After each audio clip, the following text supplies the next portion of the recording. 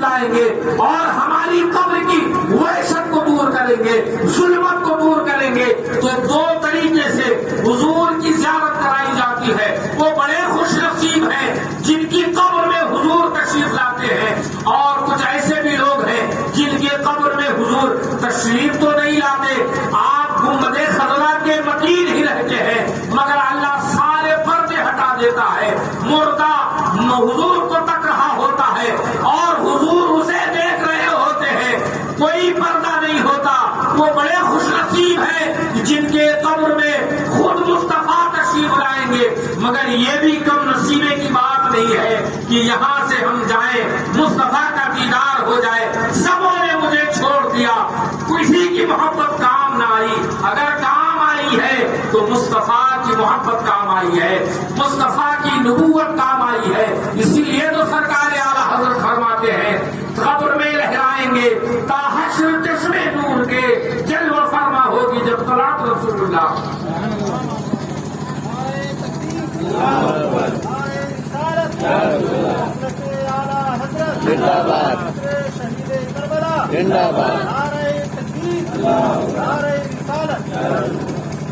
تو رسول سے رشتہ اپنا ہمیشہ مضبوط بنانا، ان کی محبت کا رشتہ، ان کی عقیدت کا رشتہ، ان کی اولادوں سے محبت کا رشتہ، اور جس کا رشتہ رسول اللہ سے کمزور ہو گیا اس کی یہاں بھی خرابی ہے، وہاں بھی خرابی ہے، اور جس کا رشتہ مصطفیٰ کریم سے مضبوط رہا، دنیا ہماری اچھی رہے نہ رہے، آخرت کی گارنٹی ہے کہ آخرت بڑی حسین ہوگی۔ چنانچہ پھر اس کے بعد اس امت کے سب سے پہلے خلیفہ حضرت ابو بکر صدیق رضی اللہ تعالیٰ عنہ بنے۔ آپ کا نام عبداللہ ہے۔ کچھ لوگوں نے کہا کہ ان کی ماں نے ان کا نام عبد الکعبہ رکھا تھا، مگر جب حضور پر ایمان لائے تو حضور نے وہ نام بدل کر عبداللہ رکھا۔ ان کی کنیت ابو بکر ہے اور لقب صدیق، عتیق، خلیفۃ الرسول، بہت سارے لقب ہیں۔ ان کے باپ کا نام عثمان ہے، ابو قحافہ سے مشہور ہیں۔ ان کی ماں کا نام سلمہ بنت سخر ہے جن کی کنیت ام الخیر ہے۔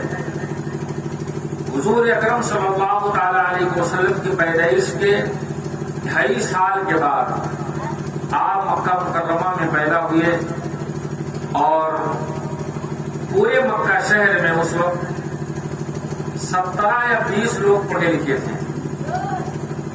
ان لوگوں میں سے حضرت ابو بکر بھی صدیق شامل تھے ان پڑھے لکھے لوگوں میں، اور منصب آپ کو قاضی القضاۃ چیف جسٹس کا تھا۔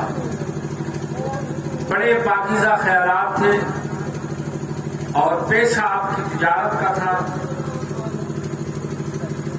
جب ان کی عمر 18 سال کی تھی، حضور کی 20 سال، جب سے ان کی دوستی ہوئی اور اخیر وقت تک دونوں ایک ساتھ رہے، اور پھر وہ صحبت اتنی گہری ثابت ہوئی کہ قیامت تک وہ دونوں ایک ہی چھت کے نیچے آرام فرماتے رہیں گے۔ حضرت ابو بکر صدیق رضی اللہ تعالیٰ عنہ مردوں میں سب سے پہلے حضور پر ایمان لائے۔ حضور جن کے بارے میں فرمایا کرتے تھے کہ مجھے سب سے زیادہ اگر فائدہ کسی کے مال نے دیا ہے تو ابو بکر کے مال نے دیا۔ حضور یہ بھی فرماتے تھے کہ مجھ پر اگر کسی نے کوئی بھی احسان کیا تو میں نے اس کے احسان کو چکا دیا، مگر ابو بکر کے مجھ پر احسان اتنے ہیں کہ میں نہیں بلکہ قیامت کے دن میرا رب چکتا کرے گا۔ آپ حضور اکرم صلی اللہ تعالی علیہ وسلم کے سسر بھی ہیں، یعنی ام المومنین حضرت عائشہ صدیقہ رضی اللہ تعالی عنہا کے والد ہیں۔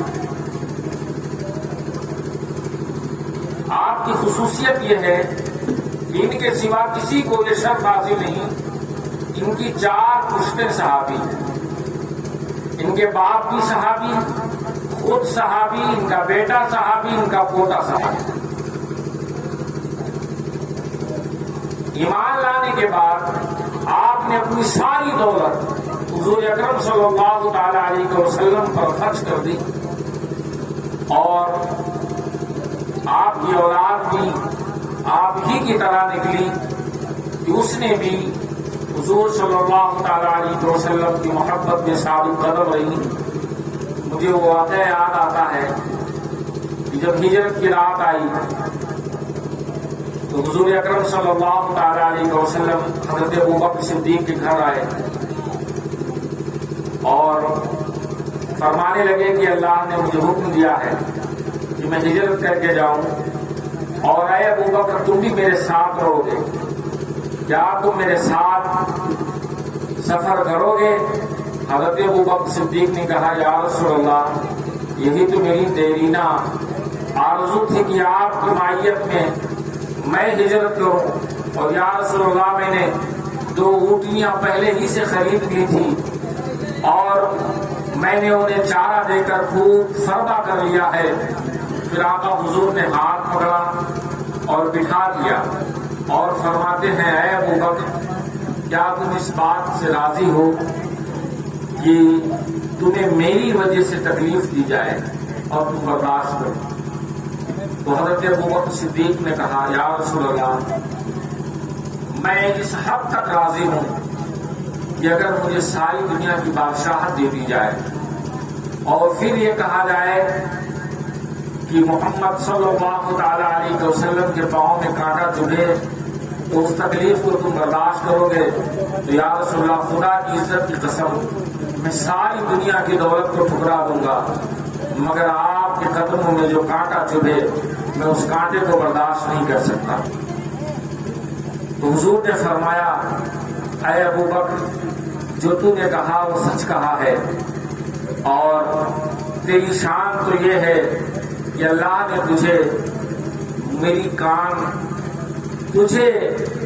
میرا کان اور میری آنکھ بنا دیا ہے، اور اے ابوبکر تو میرے لیے جان اور روح کا درجہ رکھتا ہے۔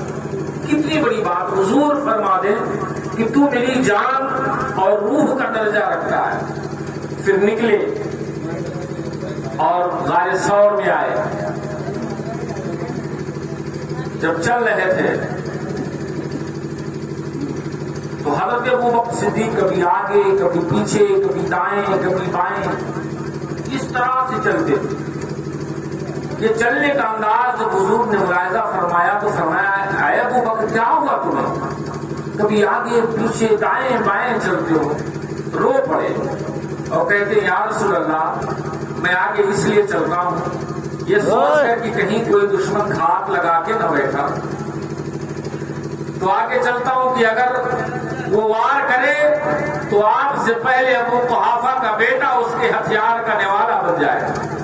پھر سوچتا ہوں کہیں کوئی پیچھے سے نہ آ رہا ہو آپ پر وار کر دے، تو میں دوڑ کر پیچھے آ جاتا ہوں کہ اگر کوئی پیچھے سے وار کرے تو میری پشت حاضر ہے۔ پھر سوچتا ہوں کہیں دائیں طرف نہ ہو، بائیں طرف نہ ہو، اسی لیے میں دوڑا دوڑا گھومتا ہوں۔ اور اندھیری رات حضور کے نرم و نازک جسم پتھروں سے ٹکراتے زخمی ہو گئے۔ حضرت ابوبکر نے جب حضور کی ایک کیفیت محسوس کی کہ حضور کو تکلیف ہے، آپ آگے بیٹھ گئے۔ یا رسول اللہ، غلام ہے، اس کے ہوتے ہوئے آپ اپنے قدموں کو کیوں زحمت دیتے ہیں؟ آپ آئیں اور میرے کندھے پر سوار ہو جائیں۔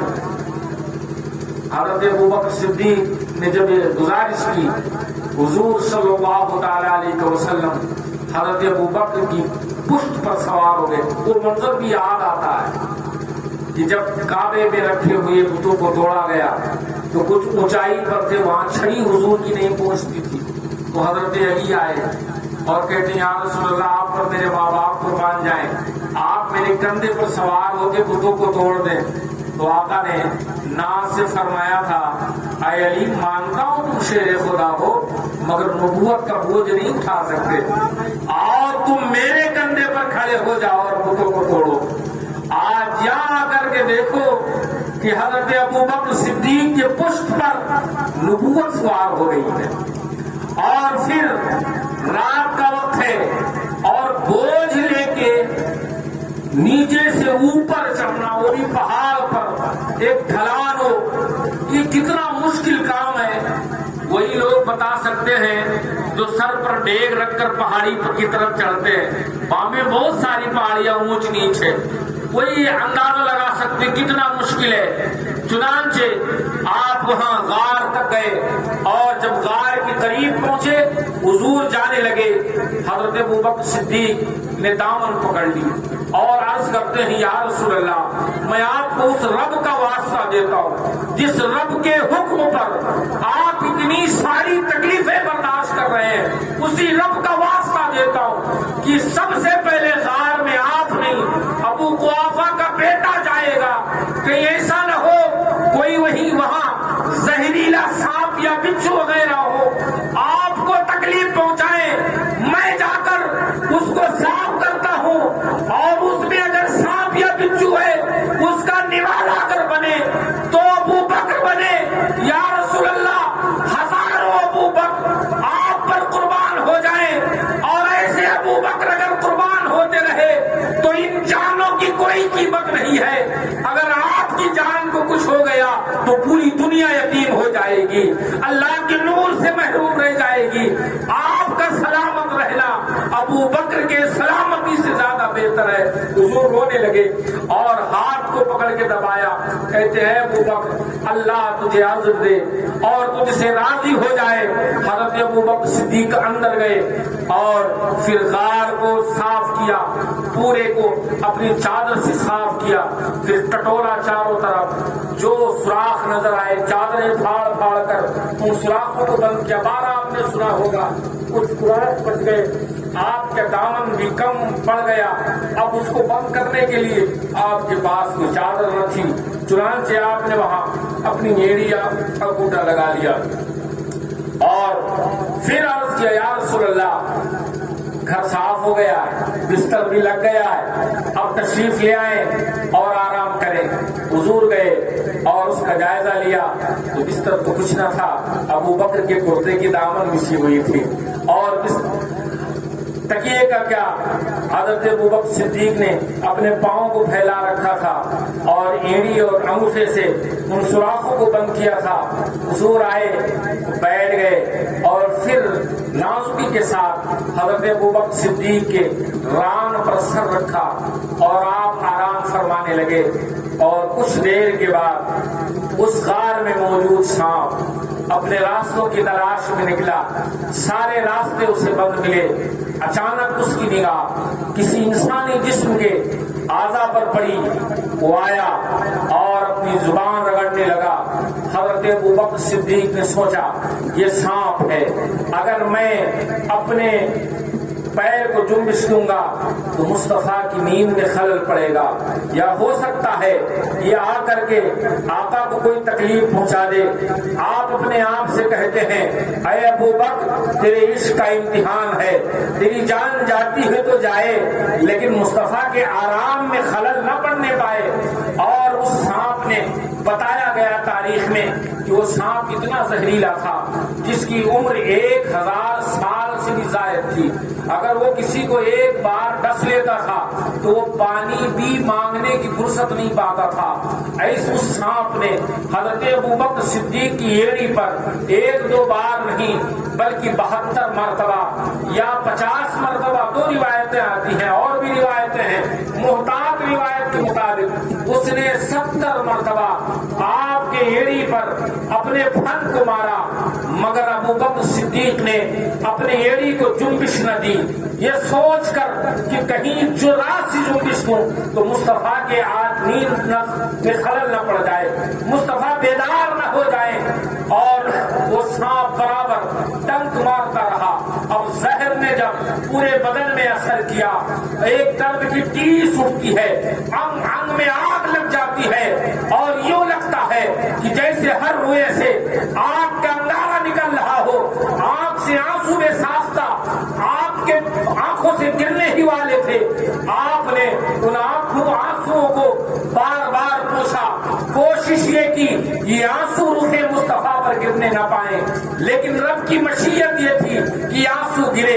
کچھ لوگ کہتے ہیں کہ ابو بکر نے آنسو گرا دیا، میں کہتا ہوں انہوں نے نہیں گرایا، کیونکہ آدمی جب آرام کے خاطر اپنی جان کو داؤ پہ لگا دیا ہے، اپنی جان دینے کو تیار ہے، انسان چاہے اتنی گہری نیند سو رہا ہو، اگر اس کے جسم پر یا اس کے چہرے پر پانی کا ایک قطرہ ڈال دیا جائے فوراً وہ بیدار ہو جاتا ہے، اسے 10 بار چلا کر گھرایا جائے، آواز دی جائے وہ نہیں جاگتا، لیکن ایک قطرہ پانی کا گرا دیا جائے وہ فوراً جاگ جاتا ہے۔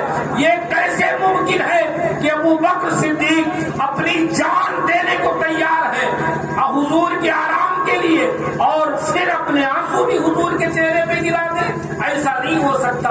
حضرت ابو بکر صدیق نے بار بار اپنے آنسو کو پوچھا، مگر اللہ کی منشا یہ تھی کہ آنسو کو گرنا چاہیے، اگر آنسو نہ گرے، مصطفیٰ بیدار نہ ہوئے تو پھر اپنے عاشق صادق کی جانثاری کا حال کیسے دیکھیں گے؟ چنانچہ تمام احتیاط، تمام کوشش کے باوجود ایک قطرہ آنسو رخ مصطفیٰ پر جب پڑا، آقا نے آنکھ کھولی، حضرت ابو بکر کو بے چین دیکھا، فرمایا ابو بکر کیا ہوا، کیوں رو رہے ہو؟ عرض کرتے ہیں یا رسول اللہ مجھے سانپ نے ڈس لیا ہے۔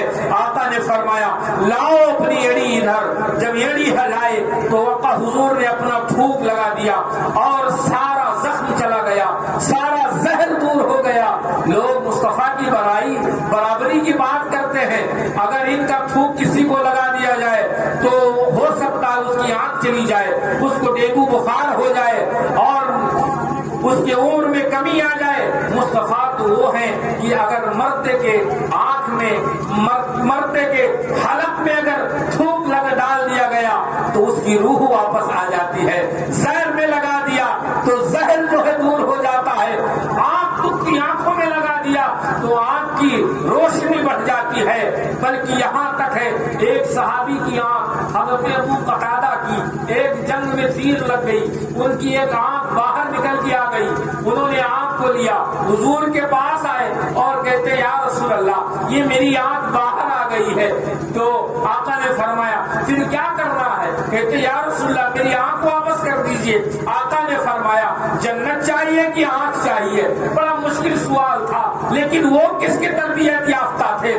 بڑوں کے صحبت میں رہنے والے بھی بڑے ہو جایا کرتے ہیں۔ انہوں نے عرض کیا یا رسول اللہ جنت میری مرضی سے عطا کر دے، میں غلام ہوں آپ کا، آنکھ اپنی مرضی سے عطا کر دے۔ حضور مسکرا پڑے، کہا جا تجھے جنت بھی دی جاتی ہے، اور آنکھ کو لیا، اس کے حلقے میں رکھا۔ حضور نے اپنی نورانی انگلی کو اسے پھیرا اور پھر اپنے لعاب دہن کو لگا دیا، یوں لگتا تھا۔ حضرت ابو قتادہ کہتے ہیں کہ اس آنکھ کی روشنی بڑھ گئی اور مجھے اس آنکھ میں کبھی کوئی تکلیف نہ ہوئی جو آنکھ مصطفیٰ نے اٹھا کر میرے آنکھ کے حلقے میں رکھی تھی۔ دوسری آنکھ میں تو درد رہتا تھا، مگر ساری زندگی نہ اس آنکھ کی روشنی کم ہوئی، نہ اس میں کبھی درد ہوا۔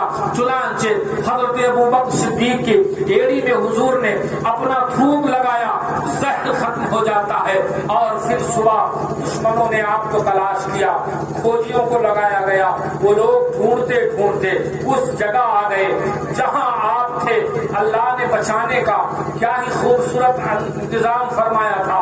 اسی رات میں اللہ نے کبوتری مکڑی کو حکم دیا کہ جاؤ اس غار کے منہ پر جالا بنا دو، اور جو مدینہ اور کعبہ کے حرم میں جو کبوتر ادھر سے ادھر دوڑتے پھرتے ہیں، اٹکھیلیاں لیتے ہیں اور آپ کے جو دانے وغیرہ ڈالتے ہیں، وہ دانے جو چنتے ہیں، مسجد قباء کے ممبروں پر جو سائے کی طرح ہمیشہ چمٹے رہتے ہیں، یہ کبوتر اسی کبوتری کی نسل سے ہے جس نے مصطفیٰ کے بچاؤ میں مدد کی تھی۔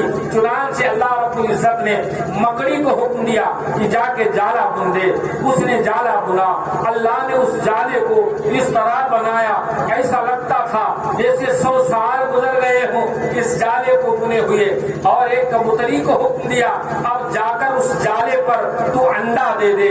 چنانچہ اس نے آ کر انڈا دے دیا۔ جب دشمن وہاں پہنچے اس کھوجی نے کہا بس یہیں تک سراغ ملتا ہے، اور میری کھوج یہ کہتی ہے کسی غار کے اندر محمد اور ان کے ساتھی ہیں۔ دشمنوں نے کہا یہ عقل کا اندھا ہے، اگر اس کے اندر وہ گئے ہوتے مکڑی کا جالا پھٹ جاتا، کبوتری کا انڈا گر جاتا۔ جالا دیکھو کتنا پرانا ہے، تو کوئی نیا جالا تو ہے نہیں، اور اگر نیا بھی ہوتا تو ایک رات میں اگر 1000 مکڑیاں بھی اکٹھا ہو جاتی تو اتنا بڑا جالا نہیں بن سکتی تھی، اور واپس آ گئے۔ حضرت ابوبکر صدیق اتنا گھبرا رہے تھے اس وقت، جس کو اللہ رب العزت نے بڑے حسین انداز میں قرآن میں بیان کیا ہے، بڑے پریشان اور بار بار حضور کی طرف دیکھ رہے تھے اور کہتے تھے یا رسول اللہ دشمن سر پہ کھڑا ہے، اگر وہ جھک کر اپنے قدم کو دیکھ لے تو ہم نظر آ جائیں گے۔ تو حضرت ابوبکر صدیق کی گھبراہٹ کو جب محسوس کیا تو آقا حضور نے فرمایا لا تحزن ان اللہ معنا، غم نہ کر، اللہ ہمارے ساتھ ہے، اللہ ہمارے ساتھ ہے۔ اور اسی میں اذ یقول لصاحبہ، اللہ کہتا یاد کرو جب وہ اپنے صحاب سے کہہ رہے تھے، اپنے صحابی سے کہہ رہے تھے۔ میرے بھائیوں ایک بات اور سن لو، حضرت عمر فاروق اعظم کی صحابیت کا انکار کرنا گمراہی ہے، حضرت علی کی صحابیت کا انکار کرنا گمراہی ہے، حضرت عثمان کی صحابیت کا انکار کرنا گمراہی ہے۔ 1,24,000 کم و بیش جو صحابہ ہیں، یا زیادہ سے زیادہ 1,44,000 جو صحابہ ہیں، سب کی صحابیت کا اگر آپ میں سے کسی نے بھی انکار کیا یہ گمراہی ہے، فسق ہے، فجور ہے۔ لیکن اگر کسی نے حضرت ابوبکر صدیق کی صحابیت کا انکار کرے تو وہ کافر ہو جائے گا، کیونکہ ان کی صحابیت کا ذکر قرآن میں موجود ہے، اور ان کی صحابیت کا انکار کرنا قرآن کا انکار کرنا۔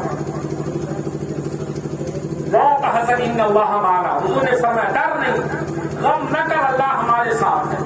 لیکن حضور کی نگاہ تو دیکھ رہی تھی، غلام کو تسکین نہیں، پھر بھی گھبراہٹ۔ تو اس بات کو شیعوں کا ایک بہت بڑا عالم ہے، اور شیعہ حضرت ابوبکر صدیق سے بہت جلتے ہیں، آپ کو گالیاں دیتے ہیں۔ اس عالم کا نام علامہ طباطبائی ہے۔ اس نے اپنی کتاب البرہان فی ترجمۃ القرآن میں لکھا اس آیت کی تفسیر میں کہ جب پیغمبر نے دیکھا کہ ابوبکر بہت گھبرائے اور اللہ کا ساتھ ہونا بیان کیا، پھر بھی ان کی بے چینی اور بے قراری دور نہ ہوئی، تو مصطفیٰ نے ان کی بے چینی کو اس طرح سے دور کیا اور فرمایا اے ابوبکر اگر دشمن ادھر سے آئے تو ہم ادھر سے چلے جائیں گے، جبکہ اس غار کا وہی ایک راستہ تھا جس راستے سے آئے تھے، باقی پہاڑ ہی پہاڑ تھا۔ مصطفیٰ کی وہ نظر انگلی کیا اٹھی کہ پہاڑ میں نہ جانے کتنے شگاف پڑ گئے، اور ابوبکر نے مدینہ میں انتظار کر رہے صحابہ کو بھی دیکھ لیا، اور حبشہ جو مسلمان ہجرت کر کے چلے گئے تھے ان کو کشتیوں میں سوار ہوتا ہوا بھی دیکھ لیا۔ اس طرح سے جب حضور نے فرمایا اگر وہ ادھر سے آئے تو ہم ادھر سے چلے جائیں گے، مصطفیٰ کی انگلی کیا اٹھی، حجاب اڑ گئے، مدینہ بھی دیکھ لیا اور حبشہ بھی دیکھ لیا۔ اب ابوبکر صدیق رضی اللہ تعالی عنہ کے دل کو سکون ملا۔ اور ایک سوال یہ بھی ہے کہ کیا ضرورت تھی 3 دن اور 3 رات غار ثور میں ٹھہرنے کی؟ دشمنوں سے ڈر کی وجہ سے نہیں، اگر ڈر ہوتا تو جب حضور گھر سے نکلے تھے تو 50 لوگوں نے تو چھوٹے سے گھر کو پہلے ہی سے گھیر رکھا تھا، تو آپ گھر سے نہ نکلے ہوتے، اور آپ نے ان کے سروں پر مٹی بھی ڈال دی تھی، یعنی یوں ہی نہیں چلے آئے تھے، ان کو چھیڑا بھی تھا اور انہیں جتایا بھی تھا کہ تم کیسے اندھے ہو۔ اور اسی منظر کو اعلیٰ حضرت کہتے ہیں آنکھ والا تیری جو بن کا تماشا دیکھے، دیدے گور کو کیا نظر کیا رکھ دیکھے۔ چنانچہ وہاں 3 دن اور 3 رات تک اللہ کے حبیب نے وہاں قیام کیا غار ثور میں۔ میں اس کی وجہ کیا تھی؟ اس کی وجہ یہ ہے کہ نگاہ مصطفیٰ دیکھ رہی تھی کہ میرے وصال کے بعد میری امت پر ایک بہت بڑا فتنہ آئے گا. لوگ زکات دینے سے انکار کر دیں گے, نماز کا انکار کریں گے, اور جھوٹے نبی پیدا ہو جائیں گے, اور ان فتنوں کا مقابلہ کرنے کے لیے کسی بشر کے دل کی مجال نہیں ہے, کسی بشر کے عقل کی مجال نہیں ہے جو ان فتنوں کا مقابلہ کر سکے. اب ضروری تھا کہ نبوت کے دماغ سے اس بشر کی تربیت کی جاتی, نبوت کے قلب سے اس قلب کو طاقت دی جاتی. تو 3 دن اور 3 رات تک غار میں ٹھہر کر حضور اکرم نے حضرت ابو بکر صدیق کی اس طرح تربیت کی کہ 3 دن اور 3 رات تک نگاہ مصطفیٰ کی تھی, چہرہ ابو بکر کا تھا, آنکھ ابو بکر کی تھی, چہرہ رسول کریم وقار صلی اللہ تعالی علیہ وسلم کا تھا. اس کو اور آسانی سے سمجھ لیں کہ دلی میں ایک بزرگ ہے جن کا نام خواجہ باقی باللہ ہے. ان کے یہاں کچھ درویش مہمان آئے اور آنے سے پہلے اپنے غلام کو بھیجا کہ جا کے خواجہ باقی باللہ سے کہہ دو کہ اتنے فقیر تمہارے غلام تمہارے مہمان بننے والے ہیں, ان کے کھانے پینے کا انتظام کرو. چنانچہ اس نے آ کر بتایا, آپ نے اپنے نانوئی کو بلایا اور کہا کہ کچھ فقیر ہمارے مہمان ہونے والے ہیں, ان کے کھانے پینے کا انتظام کرو. اور سخت سردیوں کا موسم تھا, نہ کوئی باٹلے کا تصور تھا اس وقت, نہ ہی کوئی اسٹوو تھا, نہ سوکھی لکڑیاں تھی, اور آگ بھی پتھر کو رگڑ کر جلایا جاتا تھا. کوئی انتظام نہ ہو سکا. وقت قریب ہو گیا اور کھانا بنایا جائے تو کس پہ, بڑی پریشانی. اس نان بھائی نے جب یہ دیکھا کوئی انتظام نہیں ہو رہا ہے, کس پہ بنایا جائے, اس اللہ کے بندے نے اپنے ترتیب سے کھانا بنایا. جب کھانا بن گیا اتنے میں وہ بزرگ آ گئے, ان کے سامنے جب کھانا لگایا گیا ان بزرگوں نے جب کھایا عش عش کر اٹھے اور حضرت خواجہ باقی باللہ کے ہاتھ کو پکڑ کر سارے درویش کھڑے ہو گئے اور کہتے ہیں, اے خواجہ بے رنگ, تیرا نانوئی ہے کہ جنت کا نانوئی ہے, اس کے ہاتھوں میں تو جنتی غذاؤں کا مزہ ہے, ایسا کھانا میں نے کبھی نہیں کھایا, ایسا لگتا ہے تیرے دسترخوان پر جنت سے خوان نعمت اترتا ہے. ذرا اپنے نان بھائی کو بلا, ہم لوگ اسے انعام دیں گے. جب اس نان بھائی کو بلایا گیا وہ لنگڑاتا ہوا آپ کے پاس پہنچا, چہرے کا رنگ اڑا ہوا ہے, آنکھیں بھی بجھی بجھی ہے, اپنے قدموں پر وہ کھڑا نہیں ہو سکتا تھا. دیوار کا سہارا لے کر حضرت خواجہ باقی باللہ کے سامنے کھڑا ہوا. حضرت خواجہ باقی باللہ نے ابھی تھوڑی دیر پہلے تو اسے صحت مند دیکھا تھا, اب وہ اپنے قدموں پہ نہیں کھڑا ہو رہا ہے, اس کا پورا جسم پگلا ہوا ہے, چہرے کا رنگ پگلا ہوا ہے. یوں لگا جیسے سارے کائنات کا غم لا کر اس شخص کے کندھے پہ ڈال دیا گیا ہو, جس کی وجہ سے اس کا کندھا جھک گیا ہو. آپ دوڑ کر گئے, کہا بیٹے تجھے کیا ہوا, تیرے پاؤں میں کیا ہوا؟ اس نے کہا حضور تھوڑا سا زخم آ گیا ہے, بس وہی تکلیف ہے. کہا بیٹے ذرا یہ پٹی کو کھول, میں تیرا زخم دیکھنا چاہتا ہوں. اس نے کہا حضور والا میرے پاس مرہم بھی نہ تھا, میں نے ادھر ادھر سے مانگا ہے اور ابھی ابھی میں نے مرہم پٹی کی ہے, کھول دوں گا, مرہم ضائع جائے گا. اب بعد میں آپ دیکھ لینا. آپ بیٹھ گئے اس کے قدموں پر اور کہتے تو کھولتا ہے یا میں خود کھول لوں, اور رہنے دے میں خود ہی کھول لیتا ہوں. جب آپ نے اس کی پٹیاں کھولی تو دیکھا اس کے جانگ میں صرف اس کی ہڈی تھی, نہ گوشت تھا نہ کھال تھی. آپ نے پوچھا بیٹے یہ کیا ہوا تیرے پاؤں کے پاس؟ اس نے کہا حضور والا مہمان آنے والے تھے, آپ نے ان کے کھانے کا حکم دیا تھا, لکڑی کی میں نے تلاش کی, سوکھی نہ مل سکی, گیلی لکڑیوں کو میں نے آگ لگائی لیکن وہ جل نہ سکی. وقت قریب آ رہا تھا, درویش آپ کے مہمان ہونے والے تھے, مجھے ایک گوارا نہ ہوا مہمان آ جائیں اور انہیں وقت پر کھانا نہ ملے اور میں زندہ رہوں, یہ کیسے ممکن ہے؟ حضور والا میں نے اپنے اسی پاؤں کو چولہے میں رکھ دیا, اسی کو جلا کر میں نے کھانا بنایا ہے. جب یہ سنا تو حضرت باقی باللہ اپنے رنگ میں آ گئے اور فرماتے ہیں اے بیٹے مانگ، آج تو مجھ سے کیا مانگتا ہے؟ وہ سادہ سا بندہ تھا، اس نے کہا حضور مجھے اپنے جیسا کر دے۔ آپ نے سوچا یہ کیا مانگ رہا ہے؟ میرے چہرے جیسا کہہ رہا ہے، اپنے جیسا کر دو، کہ میرے دل جیسا کہہ رہا ہے، اپنے جیسا کر دو۔ اگر میں اس کے چہرے کو اپنے جیسا کر دوں گا تو کہیں یہ نہ سوچ لے حضرت نے تو چہرہ کر دیا ہے، میں نے تو دل کو مانگا تھا، اگر میں دل کر دوں تو کہیں یہ نہ سوچ لے میں نے تو چہرے کی بات کی تھی۔ آپ نے فرمایا چل کمرے میں لے گیا۔ پیر اپنے مرید پر 7 طریقے سے توجہ فرماتا ہے، انہیں 7 میں سے ایک توجہ کا نام توجہ اتحادی ہے۔ جب شیخ اپنے مرید پر وہ توجہ ڈالتا ہے، ایک لمحے کے لیے وہ توجہ ڈالتا ہے، اسی ایک لمحے میں شیخ کا آنکھ کا یہ عالم ہوتا ہے کہ مرید کے اندر بھی پیر جیسا ہو جاتا ہے اور مرید کا باہر بھی پیر جیسا ہو جاتا ہے۔ ایک لمحے کے لیے آپ نے توجہ فرمائی۔ جب باہر نکلے تو پتہ نہیں چل رہا تھا اس میں نانوئی کون ہے، اس میں خواجہ باقی باللہ کون ہے، بس فرق اتنا تھا کہ نانوئی بے ہوش تھا، نشے میں ڈول رہا تھا، آپ سلامت تھے، اور پھر اسی نشے میں 3 دن کے بعد اس کا انتقال ہو جاتا ہے۔ میرے بھائیوں، ایک لمحہ کے لیے خواجہ باقی باللہ جو مصطفیٰ کریم کے غلام در غلام نہ جانے کتنے غلاموں پر آپ غلام آئیں گے، ایک مصطفیٰ کا سینکڑوں درجے کا غلام اپنے غلام پر ایک لمحے کے لیے توجہ ڈال دے تو اپنے جیسا بنا دے، اور غار میں ہجرت کی شب تو اس جگہ 3 دن تک مصطفیٰ اور ابو بکر صدیق تنہا تھے۔ نگاہ مصطفیٰ کی تھی، چہرہ ابو بکر کا تھا، اور نگاہ ابو بکر کی تھی، چہرہ رسول کا تھا۔ ان 3 دنوں 3 رات میں کیا کچھ حضور نے نہ بدل دیا ہوگا۔